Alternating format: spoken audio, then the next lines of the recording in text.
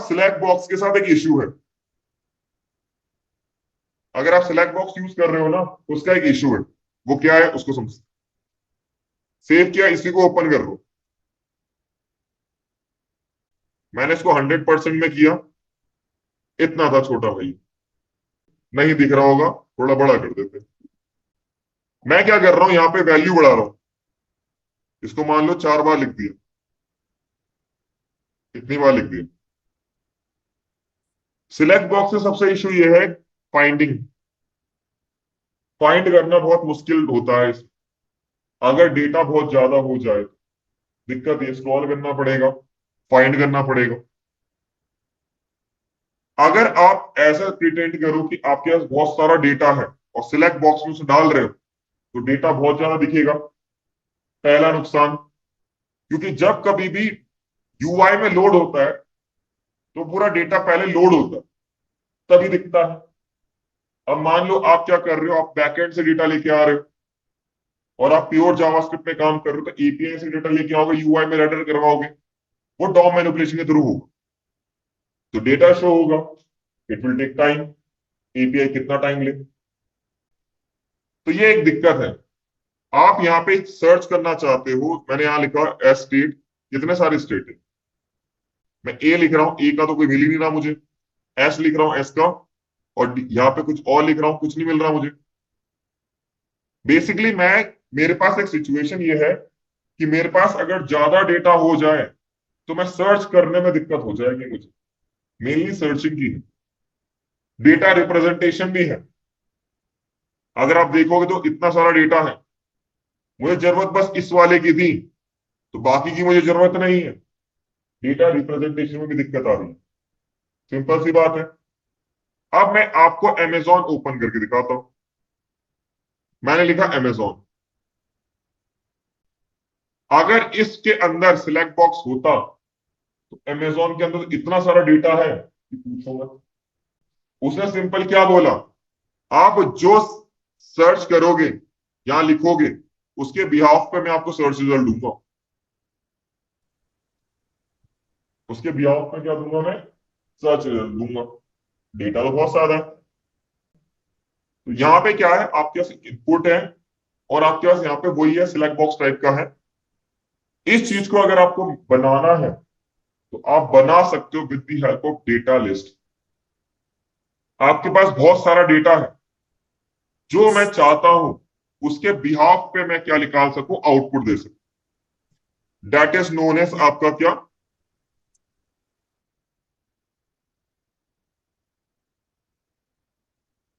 That is known as data list. Clear भाई। Select box में issue ये था कि मुझे सर्चिंग करने में, फिल्टर करने में दिक्कत आ रही है।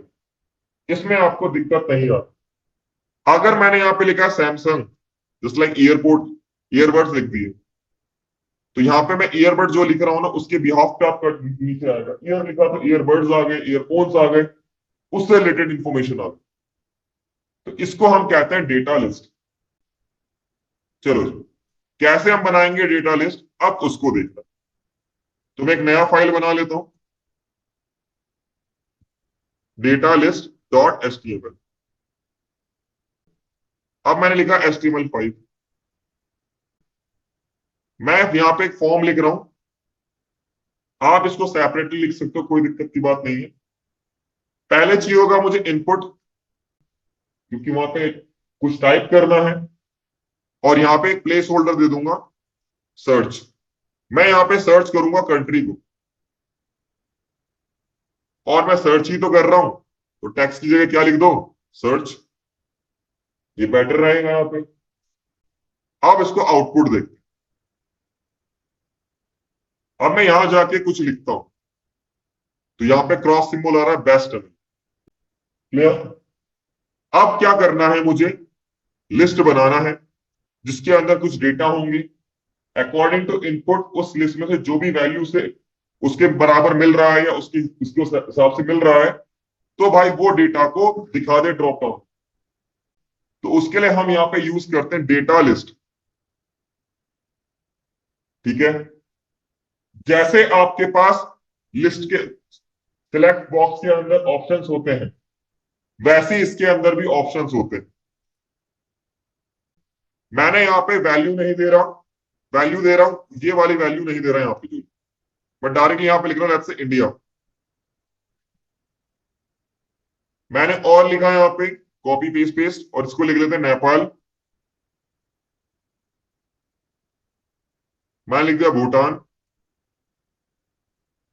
श्रीलंका और पाकिस्तान ले लेते हैं।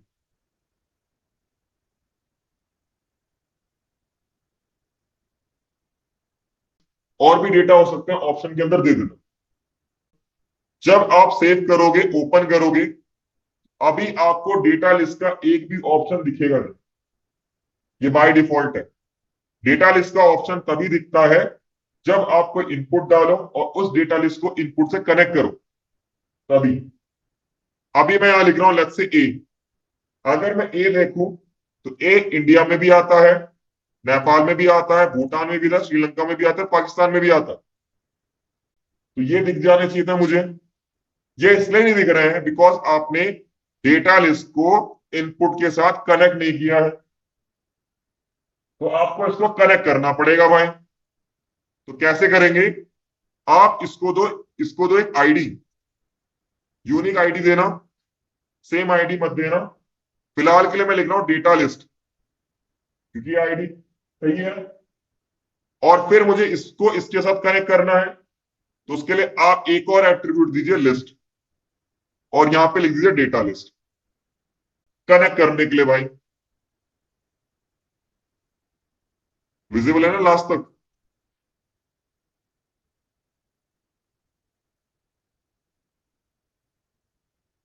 ठीक है।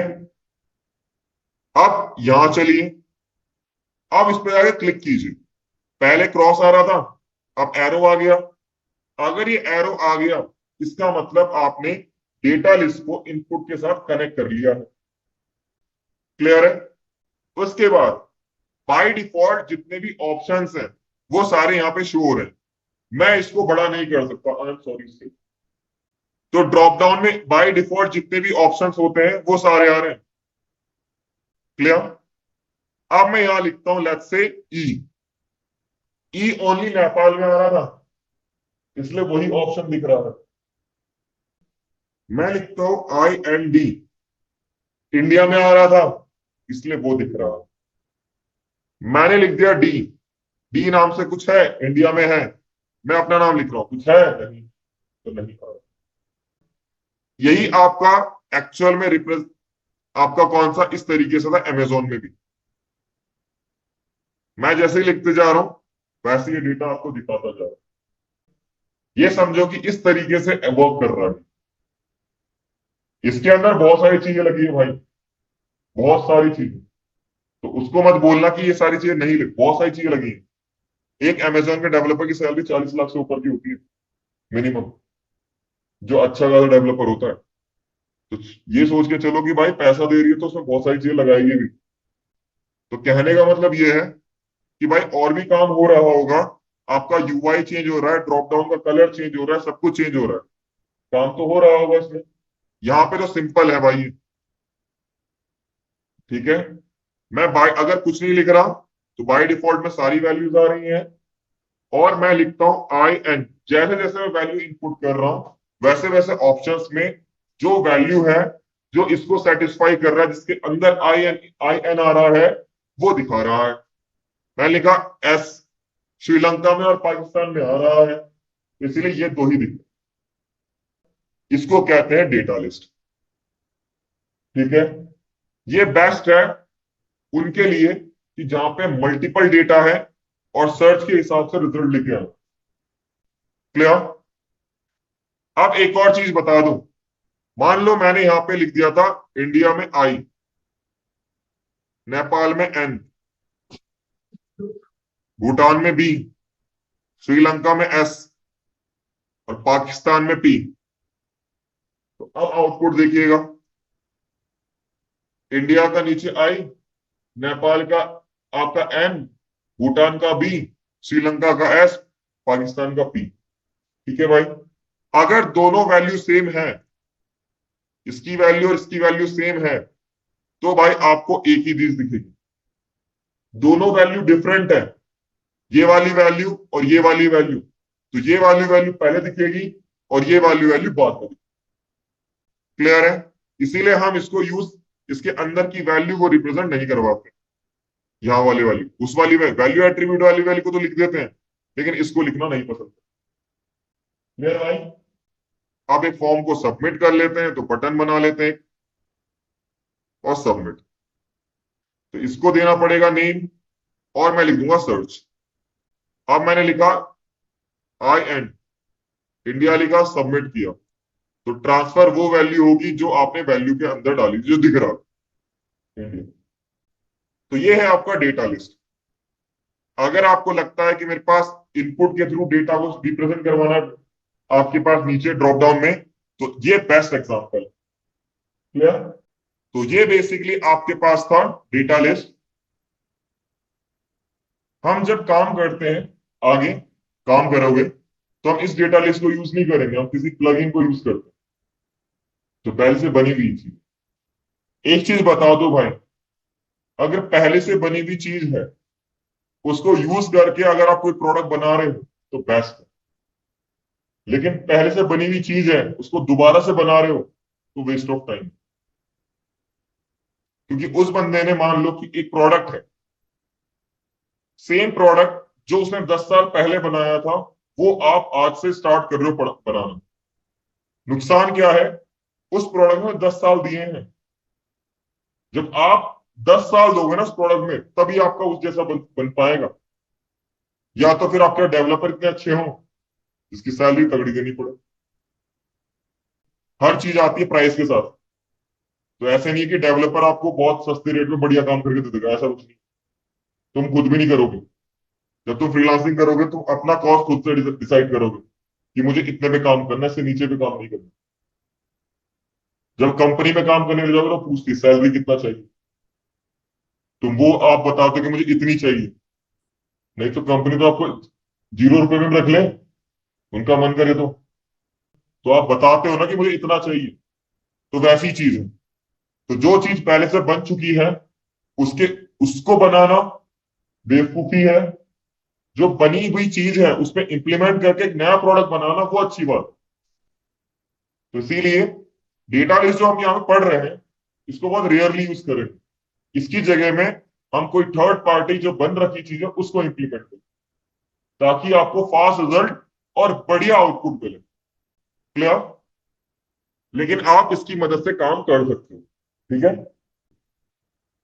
इसके बाद आपके पास और टैग रह जाते हैं। एक आपका ऑडियो, एक आपका वीडियो, आपका एचटीएमएल खत्म। चलो देखते हैं उन्हें। हर कोई गाना.com में तो गया ही होगा, सावन स्पॉटिफाई। वहां पे वीडियो नहीं दिखता, एक छोटा सा यूआई दिखता है। उस यूआई को बनाने के लिए आप ऑडियो टैग को यूज कर सकते हो। जो स्ट्रक्चर है वो बना के दे देगा, उसके बाद प्ले बटन, रिसाइज करना, वो सारा काम करके देता है कुछ लेवल तक। जितना एचटीएमएल आपको फीचर प्रोवाइड कर रहा है उतने तक। एक्स्ट्रा फीचर के लिए आपको खुद से कोड करना पड़ेगा।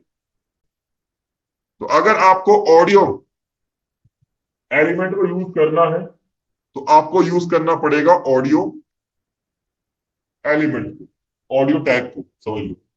इसके अंदर एट्रीब्यूट तो बहुत सारे हैं, मैं उसको एक्सप्लेन कर भी नहीं सकता, इतने हैं। ठीक है? मैं यहाँ पे इक्के दुक्के की बात करूंगा, जिससे कि आपको समझ में आ जाएगा इसको यूज क्यों करते हैं। ठीक है? अगर आपको लगता है और पढ़ना है तो जाके पढ़ सकते हो, मुझे कोई दिक्कत नहीं है, कर लीजिएगा। इसमें एक आपके पास है एसआरसी। पहले मैं इसको इतना करके छोड़ के यूआई में रिप्रेजेंट करवा के देख।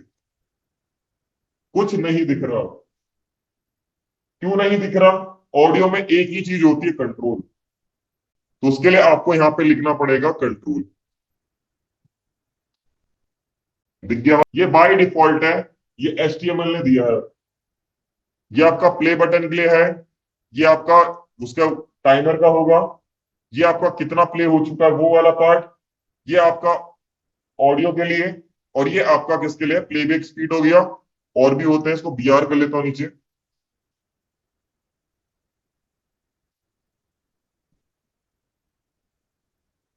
बस एक ही है। क्लियर। इसके अलावा एक्स्ट्रा अगर आपको चाहिए तो फीचर ऐड करो with the help of JavaScript, या बनी बनाए पहले जो चीज है उसको यूज कर लो। क्लियर। चलो, जब मैं कोई ऑडियो को प्ले करना चाहता हूं तो प्ले किसको करूं? तो ऑडियो की फाइल होती है, उसका फिर आप क्या दोगे? पाथ दोगे। जैसे आप इमेज का पाथ देते हो, आईफ्रेम में पाथ देते हो, सीएसएस को इंप्लीमेंट ऐड करने के लिए, एक्सटर्नल चीज को यूज करने के लिए पाथ देते हो, वैसे आप यहां पे क्या दोगे? एसआरसी। और यहां पे होगा उसका पाथ। पाथ आपका रिलेटिव भी हो सकता है और एब्सोल्यूट भी हो सकता है। फिलहाल के लिए मैं यहाँ पे रिलेटिव ही दूंगा, नहीं तो कोई भी वेबसाइट अपना डायरेक्टली ऑडियो देने नहीं देगी भाई। सिंपल सी बात है। क्लियर। चलो, अब मैं यहाँ पे क्या करूंगा, इसमें कुछ मैंने पहले से लिखे हुए थे मेरे पास, तो मैं उसको यूज कर लेता हूँ। ये ऑडियो और वीडियो कॉपी किया, और ये आपका वीकडेज 4:30 HTML पेस्ट। अब अगर देखोगे आप यहाँ पे ऑडियो,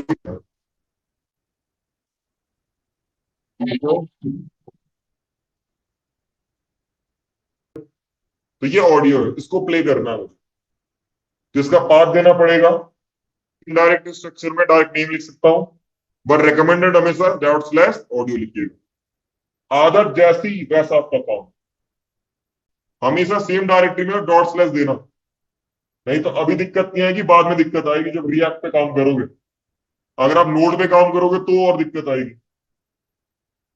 बाकी इनका जावा के लिए पैकेज होता है तो उनको छोड़ो, उन्हें इग्नोर मारो। ठीक है। अब इसको यहां पे देखते हैं, रीलोड रीलोड करते हैं। देखो कुछ नहीं आया ना अभी, इसको। तो जो भी आपको पाथ देना वो पाथ दे दीजिए, उसको प्ले कर देगा। टोटल बता रहा है कितना ड्यूरेशन भी है, सब कुछ बता रहा है। इससे म्यूट करना म्यूट कर लो, चलता रहेगा। प्लेबैक स्पीड बढ़ानी है, अब डाउनलोड का भी ऑप्शन आ गया, तो अब इस फाइल को डाउनलोड भी कर सकते, जो बाय डिफॉल्ट मिल रहा है। क्लियर है। तो ये आपका ऑडियो है। इसमें और भी एट्रीब्यूट हो सकते हैं, वो बोलता हूँ मैं, सब सी बात है, लेकिन जितनी मुझे जरूरत है मैं उतना पढ़ूंगा। ठीक है। तो ये आपके पास एसआरसी और कंट्रोल्स। बट यहाँ पे एक हैक है, वो क्या हैक है? MP3 मैंने यहाँ पे यूज किया है फाइल। ठीक है। ये क्रोम जानता है। मान लो ये क्रोम को पता है MP3 के बारे में, मतलब इसके फॉर्मेट को एग्जीक्यूट कर सकता है। मान लो आप सफारी यूज कर रहे हो, जो कि मैक वाले यूज करते हैं, उसमें नहीं चलता हो तो ये तो दिक्कत है। तो उसके लिए मुझे क्या करना पड़ेगा? सपोज दैट कि मैं एक रैंडम एक एक्सटेंशन बना रहा हूं, जस्ट लाइक ABCD। ये आपका चल जाएगा किसमें? मैक में चल जाएगा अलग से। ये है एग्जिस्ट नहीं करता, बता रहा हूं अलग से। ठीक है। अब यहाँ पे सिचुएशन ये है कि आपको 2 बार आपको दिखेंगे। दिखना मुझे एक चीज चाहिए, जो सपोर्ट कर रहा वो चल जाए, जो नहीं सपोर्ट कर रहा वो छोड़ दो। ये एक सिचुएशन है। तो इस केस में हम क्या करते हैं? ऑडियो के अंदर मल्टीपल सोर्सेस देते हैं, SRC। वो कैसे देते हैं उसके बारे में बात करते हैं। तो मैंने इसको क्लोज किया, इसको भी क्लोज किया। मैं लिखूंगा यहाँ पे बस ऑडियो, और SRC यहां नहीं लिखूंगा। मैं यहाँ पे कंट्रोल्स पक्का लिखूंगा, और यहां जाके एक सोर्स लिखूंगा, और इसके अंदर एक होता है आपके पास SRC। यहां पे लिखा मैंने उस फाइल का पाथ, और उसके बाद लिखा मैंने टाइप। टाइप में अगर आप ऑडियो दे रहे हो तो लिखो ऑडियो/MP3। उसके बाद मैंने इसको कॉपी किया और दूसरा एक सोर्स दे दिया, जैसे ABCD। कोई भी एक्सटेंशन हो सकता है, और यहां लिख दिया मैंने ABC। अब क्या करेगा आपका ब्राउजर? जब भी आपका वेब पेज उस ब्राउजर में लोड होगा, तो सबसे पहले चेक करेगा दोनों में से कौन सा सपोर्टेड है। जो भी सपोर्टेड होगा वो उसको चला देगा, और आपको एक ही चीज दिखेगी। इसका फायदा ये, जहां पे आपको मल्टीपल टैग दिख रहे थे वहां पे सिंगल टैग दिखेगा, सिंगल एलिमेंट दिखेगा। बस फायदा ये है इन दोनों में से जिसको एग्जीक्यूट करवाना होगा वो एग्जीक्यूट करवा देगा। इसका फायदा ये। तो आपके पास मल्टीपल एक्सटेंशन होंगे, तो अलग अलग ब्राउजर के लिए अगर है, मान लो ये आपका क्रोम में चल रहा है, तो और ये आपका सफारी में ही चल रहा, या मॉर्जिला में नहीं चल रहा, और ये वाला आपका मॉर्जिला फायरफॉक्स में चल जा रहा है, तो ये वाला एग्जीक्यूट हो जाएगा, ये एग्जीक्यूट नहीं होगा, एक ही आपका एलिमेंट के ऊपर। तो ये है आपके पास मल्टीपल सोर्स देने का फायदा। ठीक है, हमेशा याद रखिएगा, कोड ऐसा लिखो, ऐसा प्रोडक्ट बनाओ जो हर एक वेबसाइट में चले। ठीक है, नहीं तो दिक्कत आपको बाद में आएगी कि मान लो आपने कोई प्रोडक्ट बनाया, वो क्रोम पे बढ़िया चल रहा है लेकिन एज में नहीं चल रहा। उससे क्या होगा, आपने जिसके लिए प्रोडक्ट बनाया होगा, जो क्लाइंट होगा, उसको भाई कंप्लेंट आएगी। फिर आपको एक छोटे से चीज को चेंज करने के लिए भाई पूरा कोड चेंज करना पड़ सकता है। इसीलिए ऐसा कोड लिखिए जो कि अप टू दी मार्क और फ्यूचरिस्टिक हो, कि ऐसा कोड लिखिएगा तो आपको बेनिफिट मिलेगा, फ्यूचर में मिलेगा। क्योंकि उस कोड को अगर आपने गिटहब पे डाला, पब्लिक रिपोजिटरी में डाल रहे हो, कुछ कंपनीज क्या करती हैं, अपना एक पब्लिक रेपो रेपो बनाती हैं गिटहब में और वहां से काम करवाती हैं। तो ये था आपका ऑडियो। अब बात करते हैं वीडियो। वीडियो भी एक्चुअली ऐसी एग्जैक्टली इस तरीके से ही है, और कुछ खास नहीं। और लिखा मैंने वीडियो।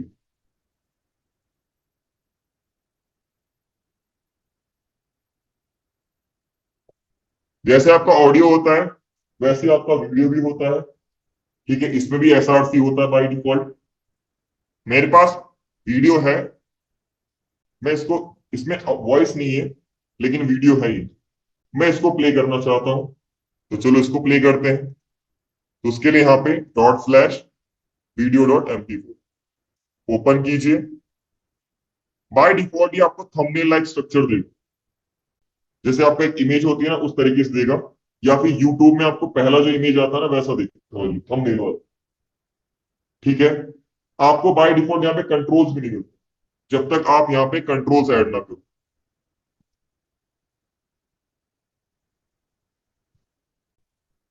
यहाँ पे आपको मिलता है प्ले, जो प्ले करेगा, mute and unmute, bigger size, और उसके बाद आपको यहाँ पे ऑप्शंस, तीन चीजें मिलेंगी, डाउनलोड, प्लेबैक और पिक्चर इन पिक्चर। इसके अलावा एक्स्ट्रा चाहिए तो करो भाई अपने पास। क्लियर है? क्लियर है? इसमें भी वही केस, अगर आपके पास MP4 क्रोम में सपोर्ट कर रहा है, हो सकता है ये आपका मोजिला में ना करे, फायरफॉक्स में ना करे, हो सकता है, एज्यूम करते हैं, तो आपको मल्टीपल यहाँ पे सोर्सेस देना पड़ेगा। तो जैसे मैंने ऑडियो में दिया है वैसे मैं वीडियो में दे सकता हूँ।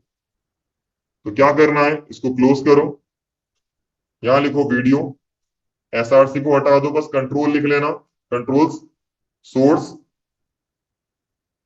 पहला आपके पास SRC ./video.mp4, फिर टाइप, और यहां लिख दो video/mp4। कोई और एक्सटेंशन का आपके पास है तो उसको दे देना यहाँ पे, जैसे ABC, जो भी हो आपके पास, दोनों में से जो भी सपोर्टेड है वो चल जाए भाई। नहीं तो आपको अगर दो बार लिखोगे, दो बार दिखेगा UI, वो बैड इंप्रेशन रहेगा। आउटपुट देखते हैं, परफेक्टली वैसे ही आउटपुट आया जैसे पहले आया। क्लियर? तो ये था आपके पास ऑडियो और वीडियो। इसके अलावा इसमें बहुत सारे एट्रीब्यूट्स हैं, घर जाके स्टडी कर सकते। ठीक है, बहुत रेयरली आप इनको यूज करोगे। अगर आप ऐसी वेबसाइट बना रहे हो जिनका मेन मोटिव वीडियो को प्ले करना है, तब आप वीडियो टैग को यूज करोगे या ऑडियो टैग को यूज करोगे। अदरवाइज अपनी लाइफ स्पैन में इसको यूज नहीं करोगे। ऐसा हो सकता है, ऐसा हो सकता है कि आप कभी यूज ना करो इसे। ठीक है, दो केसेस हैं, या तो फिर आप मतलब समझ लो कि यूडेमी जैसे वेबसाइट बना रहे हो। ठीक है, वेब एप्लीकेशन जो बना रहे हो यूडेमी वाली बना रहे हो, कोर्सेरा वाली बना रहे हो, तो अगर वैसी बना रहे हो तो आपको यूज करना पड़ेगा वीडियो ऑडियो। लेकिन उसके अलावा आपको ऐसा कोई सिचुएशन मिलेगा नहीं जहां पे ऑडियो वीडियो भी यूज करना पड़े। ठीक है, बाकी अगर आपको वीडियो चाहिए तो सबसे बढ़िया तरीका है, आपका डेटा भी कंज्यूम ना हो मतलब आपका स्पेस भी कंज्यूम ना हो, यूट्यूब में डालो, उसका लिंक लगा लो, सबसे बेस्ट। तो सारी फंक्शनैलिटी आपको मिल जाएगी। बाकी अगर आपको अपना खुद का करना है तो बात, तो मेक श्योर ये याद रखिएगा। तो आपका HTML कंप्लीट हो चुका है। अब हम बात करते हैं HTML वर्सेस HTML में डिफरेंस। ठीक है, जो मेन डिफरेंस आपसे पूछा जाता है, कुछ चीजें हैं इसको याद रखते हैं। पहली बात, HTML जो है वो ऑडियो और वीडियो को सपोर्ट नहीं करता। ठीक है, ये सपोर्ट करता है फ्लैश प्लेयर को, जो आउटडेटेड है, बहुत पुराना है, चमकीला चमकीला दिखता था ना, वो वाला पार्ट भाई। क्लियर। उसके बाद दूसरा, अगर आप टेम्पररी डेटा स्टोर करना चाहते हो तो ये सपोर्ट नहीं करता कुकीज, जो जावास्क्रिप्ट में पढ़ोगे या फिर आप रिएक्ट में पढ़ोगे। उसके बाद HTML जावास्क्रिप्ट को अलाउ नहीं करता रन करने से।